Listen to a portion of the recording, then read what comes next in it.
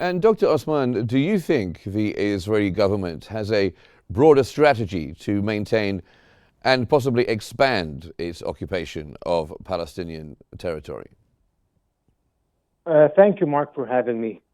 I think the expansion of Israeli settlements in the West Bank comes as part of a much broader strategy of negating the entire Palestinian cause from the roots by land grabs and by forcibly removing Palestinians from their ancestral lands and replacing them with settlers, over 500,000 settlers, and these are very modest estimates. Some go as high even as 700,000 Israeli settlers are now in the West Bank, and they occupy a significant portion of these Palestinian lands according to international law. These are lands of the state of Palestine that is recognized by over 140 countries and is an observer, has an observer status at the United Nations.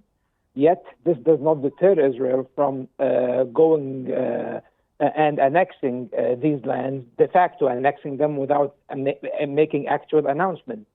And it's very important to note that I think that Israel's acceptance, Netanyahu's acceptance of the ceasefire agreement and the detainee exchange agreement under the same formula that was proposed about a year ago, nothing really has changed in terms of the provisions of this agreement. I think the Trump administration, the incoming Trump administration, gave them something in return. And probably there will absolutely be no U.S. pressure regarding settlement expansion in the West Bank, or even maybe the United States might recognize if Israel decides to annex parts of the West Bank where it has settlements to the state of Israel. Maybe the United States would go even and recognize that. The Biden administration and before that the Obama administration rejected and opposed settlement expansion in the West Bank, and actually they even imposed some sanctions on certain individuals who engaged in settlement building in the West Bank. Now we might see a complete reversal of this policy.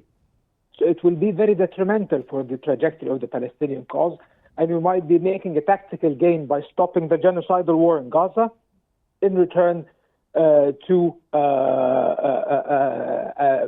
normalizing the land grabs and the illegal settlements in the West Bank, Mark.